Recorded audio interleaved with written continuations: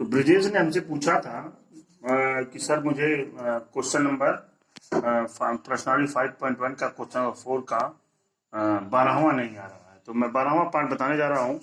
12वां कह रहा है निम्नलिखित में से कौन कौन एपी हैं, और यदि कोई एपी है तो इसका सर्वांतर ज्ञात करिए और इनके 3 पद भी लिखिए। 3 पद भी आपको लिखना है।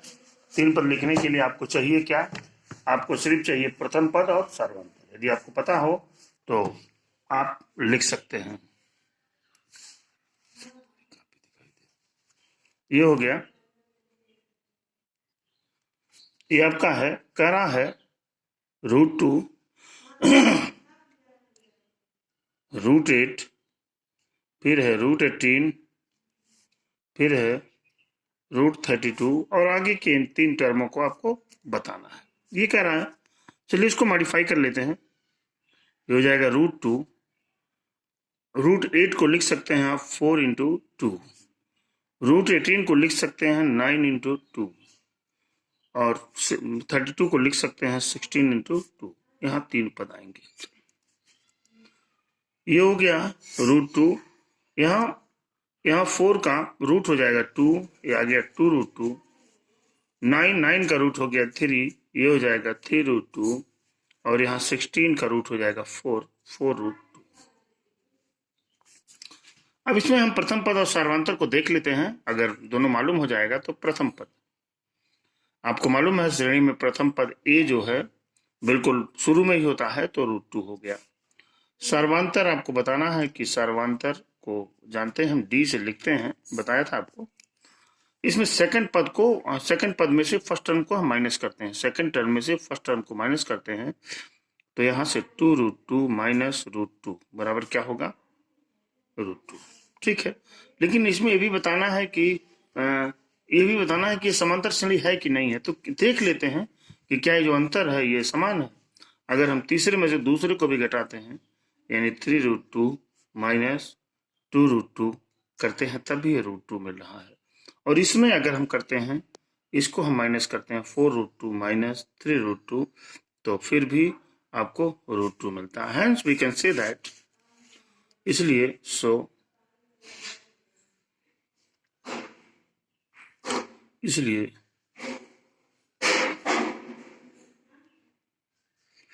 समांतर श्रेणी है, इसलिए समांतर श्रेणी में है। अच्छा, आप देख रहे हैं अब हमको 3 पद निकालना है। 3 पद में ये वाला पद कितना है? 4√2। अगर इसमें हम √2 जोड़ देंगे तो 1 2 3 4 5, इसलिए लिखेंगे 5वां पद बराबर हो जाएगा 4√2 प्लस √2 इक्वल टू 5√2। यानी यहां पर मिलेगा आपको 5√2। और सिमिलरली माने होता है इसी प्रकार फिर इसमें √2 जोड़ेंगे तो मिलेगा 6√2, फिर इसमें जोड़ेंगे 7√2। यानी यहाँ पर 6√2 और यहाँ पर 7√2। आपको ये मिल गया। एक सवाल और ब्रिजेश बताया था, 1² एक बताया था, उसने बता दिया कि सर 15वां बता दीजिए। 15वां भी मैं बताने जा रहा हूँ। देखिए, क्वेश्चन 15 की बातें कर रहे हैं। ये क्वेश्चन कहे हमको नहीं आ रहा है, बाकी किसी और लड़कों का कोई कमेंट नहीं आया था।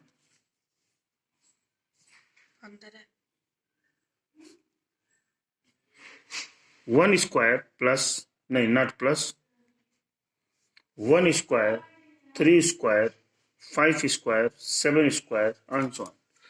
बताना है क्या ये समांतर श्रेणी में है, क्या ये समांतर श्रेणी में है। तो हम देखते हैं 1² का मतलब 1, 3 का स्क्वायर मतलब 3 × 3 यानी 9, 5 का स्क्वायर का मतलब 25, 7 का स्क्वायर का मतलब 49। ये हो गया। देखते हैं क्या ये समांतर श्रेणी में है। समांतर श्रेणी तभी पता लगती है जब हमारा दूसरे में से पहला, यहाँ प्रथम पद तो मालूम हो जाएगा आपको, प्रथम पद ए बराबर 1 तो मिल गया आपको। लेकिन जब हम सर्वांतर पर जाएंगे, किस पर? सर्वांतर डी पर जाएंगे तो 9 - 1 बराबर 8। यहां तो 8 आ गया दोनों का अंतर। क्या इसका भी अंतर 8 है? देखते हैं। 25 - 9, 25 में से 9 घटाएंगे तो 16 बचेगा। इसका मतलब we can say that this series are not in AP. AP में नहीं। यहीं पर आपका जो भी प्रॉब्लम थी हमने यहीं पर आपका समाप्त कर दिया। अब आगे वाले चैप्टर्स में हमारा है एपी का। एपी मतलब फिर से लिख देता हूं, समांतर श्रेणी का nवां पद। इंग्लिश में कहते हैं nth term of arithmetic progression.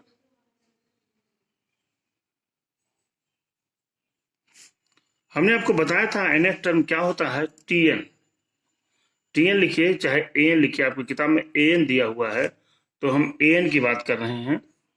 an बराबर होता है a plus n-1 into D.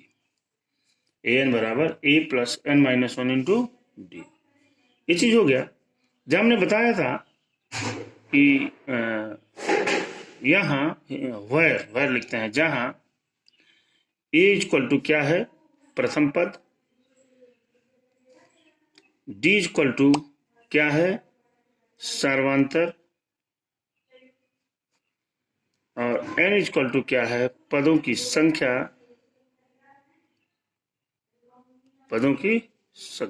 ये चीज हो गई आपकी, है ना, ये चीज हो गई। इसी का एक फॉर्मूला है, ये तो अनवा टर्म हो गया। अगर अंतिम पद, एक फॉर्मूला नोट करिए, अंतिम पद l इक्वल टू क्या होता है, ये भी होता है, यही फॉर्मूला है, a plus n-1 into D. अभी जब इन सारे हम फॉर्मूलों का एप्लीकेशन लगाएंगे तो आप हर चीज को बहुत अच्छी तरीके से समझेंगे। आगे देखते हैं। हमने आपको बताया था कि समांतर श्रेणी का प्रथम पद क्या होता है, प्रथम पद बराबर a होता है। द्वितीय पद अगर आपको निकालना हो, उस स्थिति में जब आपको सर्वांतर पता हो तो a प्लस डी। तृतीय पद क्या होता है आपका, a प्लस 2d। चतुर्थ पद क्या होता है, चतुर्थ पद होता है a प्लस 3d। आन सवान जब जाएंगे ऐसे तो nवां पद जो आपने यहां फॉर्मूला निकाला है, nवां पद बराबर मिलता है आपको a प्लस n-1 इंटू। देखिए चौथे पर यहाँ 3 आ रहा है तो nवां पर क्या आएगा, एक कम आएगा ना, n-1 इंटू डी। ये आपका फॉर्मूला यहां से मिलता है। तो ऐसे क्वेश्चन तमाम आपको मिलेंगे जहां पर इसको हम इस तरह से सॉल्व करेंगे।